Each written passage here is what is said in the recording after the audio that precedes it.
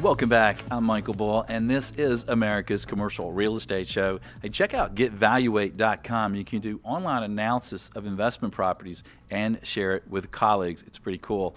Well, today we're talking social media for your business. My guest is Les Adkins. He's CEO of Orange Wave Group. He's here in Studio One.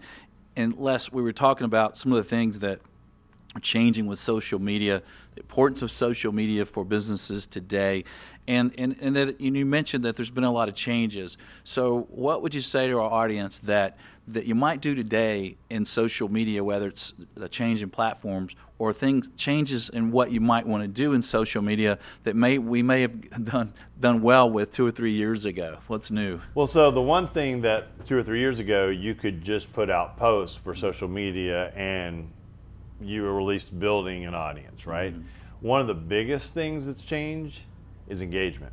Yeah. So what that means is if someone responds to your post, you can't wait 24 hours before you respond back to them or you're going to lose them. Yeah. So it's having an immediate or almost an immediate response, or at least by the end of the day, have an immediate response back to people who are trying to engage with you in social media. Okay. The other things are, it's like we talked about it, live video is almost taking over video. But live video, and the nice thing about live video is you still record it so people can look at it later, right? Yeah, now that might make some people a little nervous. So you're talking about like Facebook Live, right? Yeah. Where so we could be sitting here talking or showing the building, and we're just going to record it. Yeah, it'd be like we were streaming live this like if I was going right. to stream live this interview. Right, so if we're out showing a building and we're doing that, and then we say something maybe inappropriate or wrong, it's out there. Yeah. So that might scare some people, but it's kind of the new thing, right? Yeah, well, here's the thing, too, and a lot of video companies are going to get mad at me, but I use video companies. So, the older you are in business, the more you think, well, it has to be professionally done, it has to have good lighting, it has to have makeup and all that stuff. But at the end of the day, your audience, they want to get to, and we talked about this for years, they want to get to know you. Yeah. If I'm it's the old adage of I do business with people I like. Yeah. Right? Well, if I don't know you, then you're just one of a number of people trying to get me to spend my money. Yeah. Right? So the way to do that is to be more prevalent on social media. So with live media, you have it on Facebook, and I guess Snapchat's kind of live. Yeah, Snapchat's actually the -- business platform out there right now. Yeah. Yeah. So Snapchat's live. It's live right away. Once you do it, it's not live like a Facebook Live. Yeah. So you can video it, and then you have to actually physically post it. So if you're worried about saying the wrong thing, Snapchat would be a better one than Facebook Live, because Facebook Live is live. How's Periscope doing? It depends on who you talk to. Periscope is one of those things that it comes up and then it goes away, and it comes up and goes away. I personally don't use a lot of Periscope, so but I do have other people that I know that are using Periscope. It just kind of depends. The best advice I can give is find what works for you, that you're comfortable with, and then use it to point it to your audience. So the beauty of live video and things of those natures are you can point back links to other things, right? Yeah. So you can tell people, hey, I just did a live video on Facebook, right? Here's the recording, or things of that nature. The biggest thing to understand is it's the danger of listening to a show like this is saying, okay, they said do this, this, and this, and this. And this is the platform, this is the platform, this is the platform. The danger of that is within 6 months, everything you and I have talked about will have changed or slightly changed or because there'll be new platforms that are up. There'll be new ways to do things, right? Yeah. So, you had talked about whether you do all the stuff in-house or outsourcing, right? One of the things I've always recommended is you should have a team of people in-house, but then do outsourcing for them to a company to help you develop your strategy. Okay. And do an outsourcing for people to help monitor. We laughed, but if you want to keep on top of what's going on out in the social media and digital world, hire a millennial. They won't necessarily be really good with strategy, but they'll be right on top of what's happening now, how to do the newest stuff, and they're not afraid of it, so there won't be that really high learning curve. Yeah, it reminds me when I first hired James, our original producer for the show, and I think he was 24. And my last question was, wait a minute, how familiar are you with social media? Because we use it a lot in the show. He laughed. He said, Michael, I'm 24. Exactly, yeah.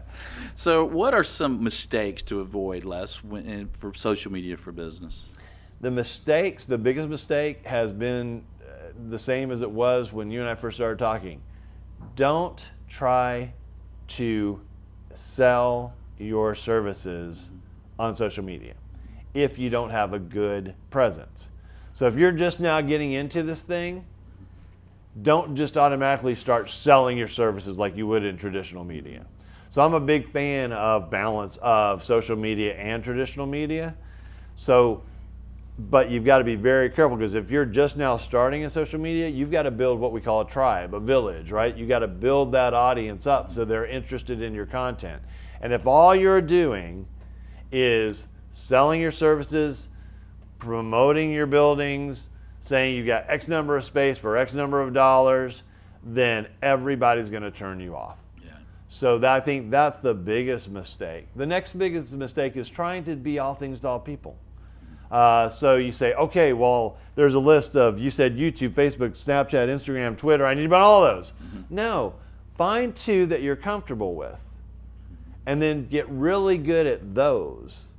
And again, spend that time to find out who your audience is, but get really good at and those. Find out which ones they're really on. And which one they're really on. And then what really interests them. Right, and then what really interests them, and then use 1 or 2 that you get really comfortable at. And I would even argue that, let's say that you are just have very limited time, because in today's world we're all rushed, right? We have a zillion things to do, right? So what I would recommend is find out what your, number one, where your audience is, and the chances are they're on more than one social media. Find out what they're interested in, and then really start focusing on creating your messages in a way that they think from, understanding that everybody doesn't think like you. So what's important to you may not be important to them. But the only way you know that is to kind of put things out there and see what you're getting the most response from. So like when companies create pages, like I have a social media page, you guys have a social media page, it's like you see what posts are trending higher and then focus on creating more content of that nature. Right. So that leads us to that you've got to see how it's working. What's the response? Yeah, you have measurement. And so you know where to go to from there. Right. And that sometimes I think that seems a little difficult, because you're busy putting out the content, you're busy interacting, and then you're telling me I also have to come back and see, well, how's all this going, and what's the return on investment? Yeah, but here's the thing about in the last 5 years, there are a ton of companies out there that will do that for you. And they're set up to do that for you. And they're not that high of an investment, right? And one of the things you said, return on investment. And ever since, the biggest thing you need to be aware of, and the biggest mistakes you said that businesses make, I think at the top of the list would be, you've got to know, you can't look at building a digital presence for a dollar for dollar investment. Yeah. It does not work that way. Yeah. So if you spend $100 today, you might not see a return on that investment for 5 months. So you say, okay, I quit at 3 months. Well, you've quit 2 months before you're going to see that return. Yeah. This is a long-term game. It always has been. Yeah. If you want a quick shot, do a radio ad. Yeah. If you want to build your business to a very large and strong business, you got to be in it for the long haul, especially when building your digital presence. Yeah. Well, that's interesting. Our show is pretty much digital media. Yeah. It's a podcast, it's YouTube, and it's put out on social media. And we've had advertisers that do extremely well because people are hearing and seeing their names. But then I've had advertisers say, well, look, I've counted the click-throughs and the money, and we're not making the money. I said, well, look, over 100,000 people are seeing and hearing your name, right? On a weekly basis. So that's kind of people do know you, and you're going to be able to convert those people. Yeah. So it is a little hard, I think, when you're a business owner and you're spending the time and you're spending the money on social media, and you can't get that one-for-one connection for making money. Yeah, because it doesn't work that way. Yeah. And so you've got to, it's the whole thing, which is more valuable?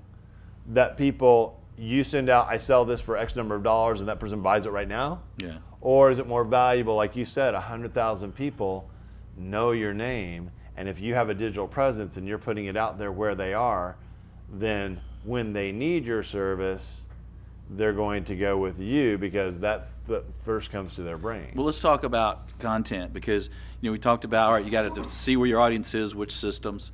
You're going to decide who they are, age group, demographic, what's interesting to them. But now we've got content. Now we got to create content, find content. What are some tips?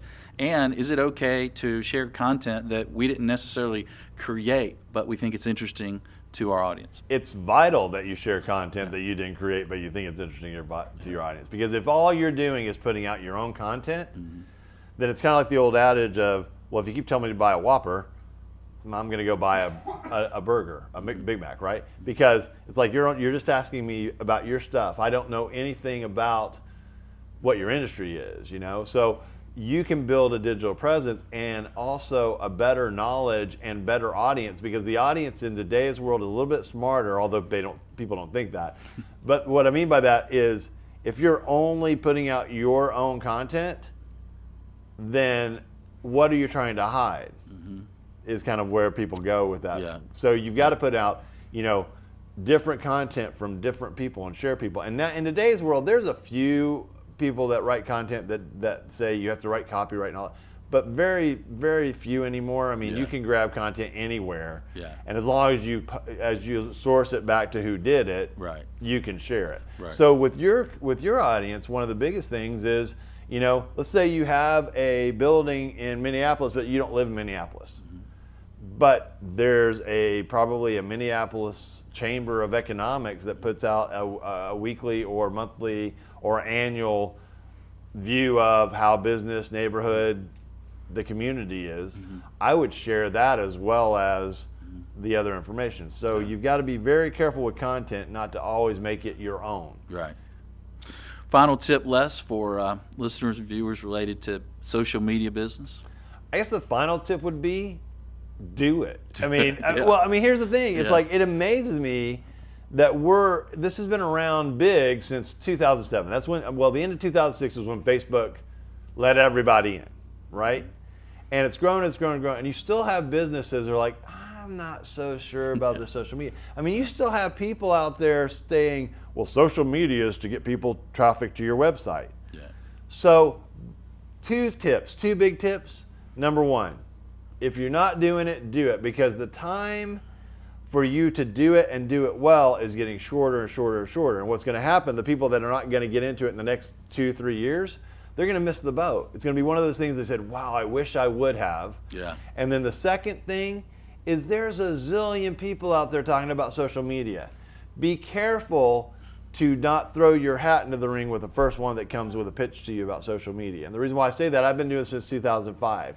And you've got people that have been doing social media for a year, right? So be very careful to do a little bit of research into, if you're going to outsource those things, how long have they been doing it?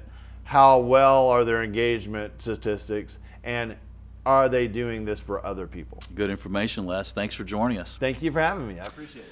And hey, we'd like to connect with you, so check out our social media links, and you can find them all at CREshow.com. But on Twitter, we're at CRE_show. I'm at Bull Realty. The show and myself and my company, we're on Facebook and LinkedIn. Comment, share. We're also on YouTube. The Commercial Real Estate Show has a channel, and you can subscribe there. And you can use our content and share it.